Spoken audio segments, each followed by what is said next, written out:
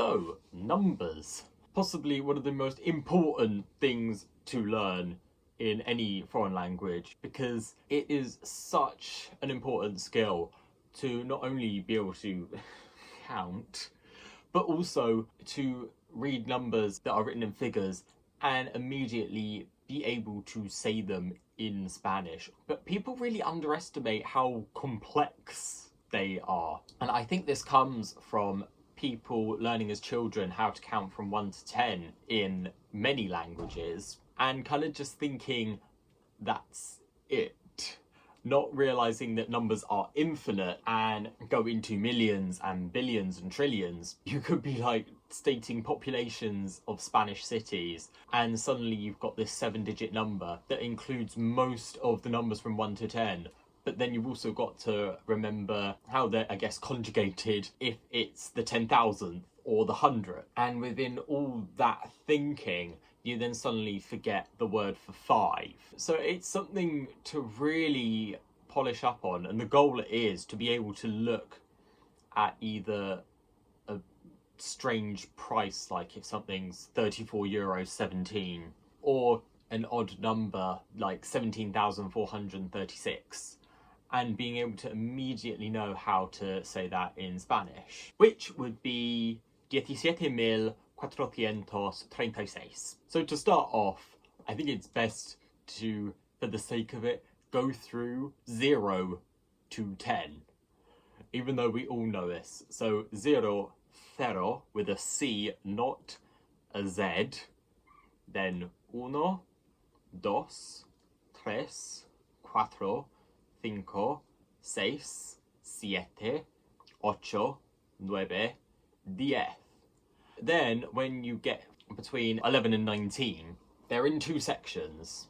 The first 5 end in CE, so the, and it's pretty much the number 1 to 5 kinda, with CE on the end. So 11, 12, 13, 14, 15. But then it switches to being 10 and number. So you have 10, but with a C this time. And then instead of a Y for and, it's an I, but it still makes the sound E. So you have dieci, and then just the number. So 16 is 16.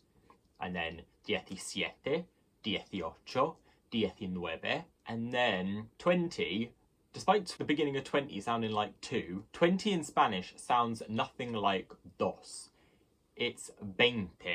From that, sort of like 16 to 19, the E on the end becomes an I to reflect the word and. So to get from 21 to 29, it's 20, and then just the numbers 1 to 9. Basically like English, but we have no and. So 21 is 21, 26 is 26, 28, 28. Then you get to 30, and this is where every number from 31 to 99 that isn't a multiple of 10 is 3 words, because it is multiple of 10 and unit.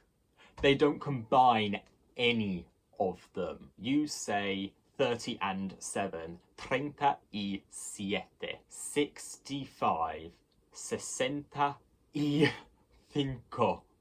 It doesn't matter which one it is, but 30 itself is 30, with EI in the middle. But from 40 to 90, another pattern occurs, just like all of them in English end in TY. From 40 to 90, they all end in ENTA, ENTA.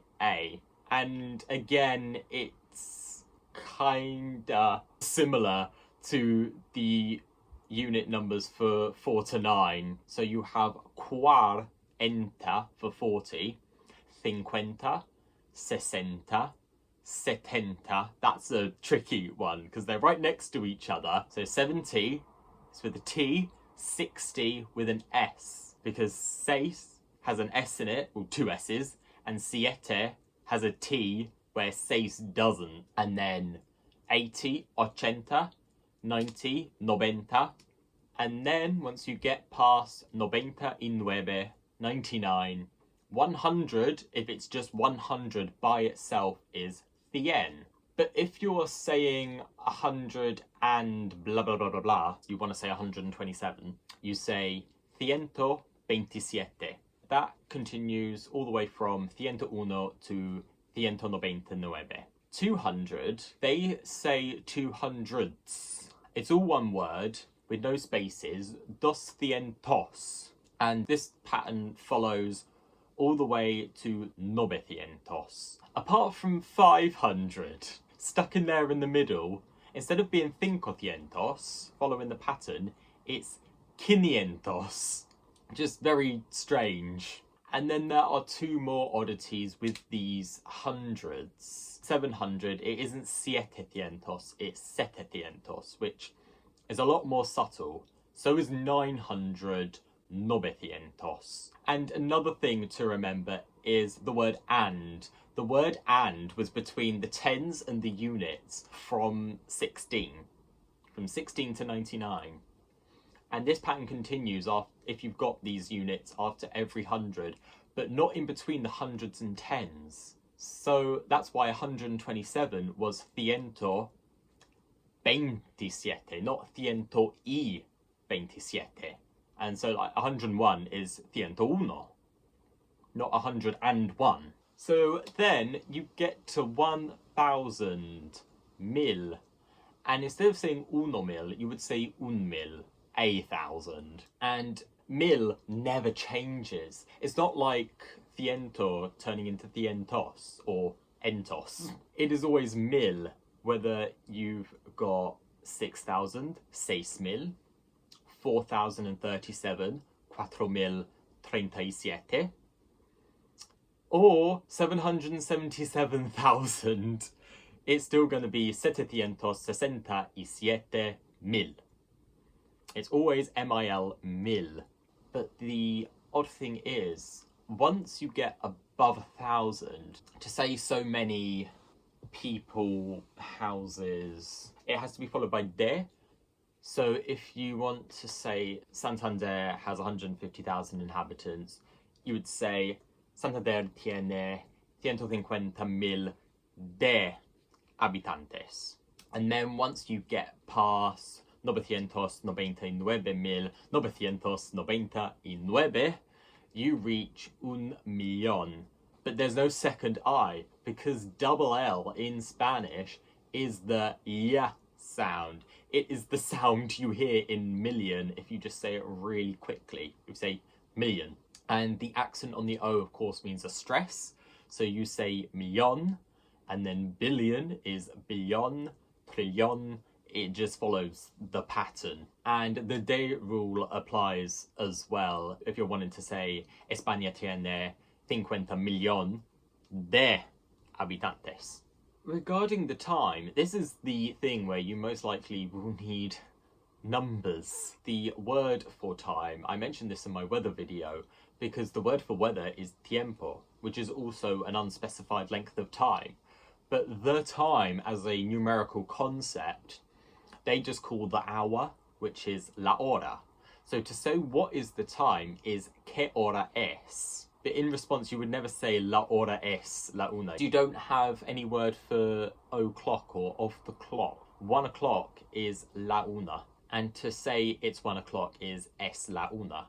However, from 2 o'clock to 12 o'clock, they recognize that this number is plural, that there's now many hours gone by.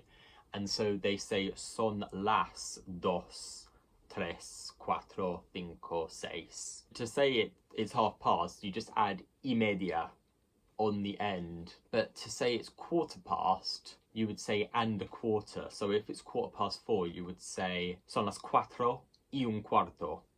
Or if it's 4:45, you would say minus a quarter. So son las cuatro menos un cuarto. And then words for phases of the day, because these can be quite important. Unless you're using a 24-hour clock, pinpointing where in the day you're at is important, because it could be son las cuatro, pero por la madrugada, and they're expecting you up in the wee early hours of the morning.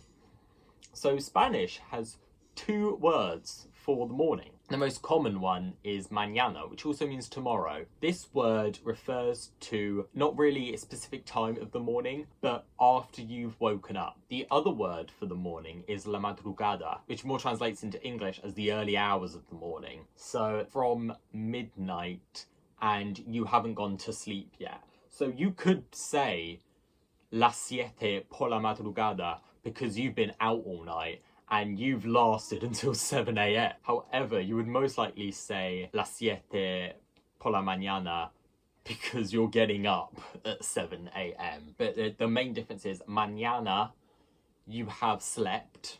Madrugada, you haven't gone to bed yet. Then at 12 p.m, of course, you have midday, noon, which in Spanish is el mediodía. And dia, the word for day, even though it ends in A, is masculine. It's one of the odd ones like problema and planeta. So it's medio dia. And that's important because of the word for midnight. Because noche is a feminine word. It is media noche. But the time in between the two, whilst in English we have 3 phases, we've got afternoon, evening, and nighttime. Despite the fact in Spanish culture, the concept of the evening is very, very late. Like they would consider part of la madrugada as still kind of being the evening. There's no separate words for afternoon and evening. Both of them are tarde, which is why when you're learning to say good afternoon and good evening, you learn that both are buenas tardes. It's just this never-ending stretch of time from midday to almost like 10 or 11 at night that's just la tarde. And once the sun's gone down and you're like past 10 p.m, that would then become the night, which is la noche. Entonces, eso es mi video sobre los números y la hora en español. Espero que es ayudable. Me llamo Jack y voy a veros en la próxima.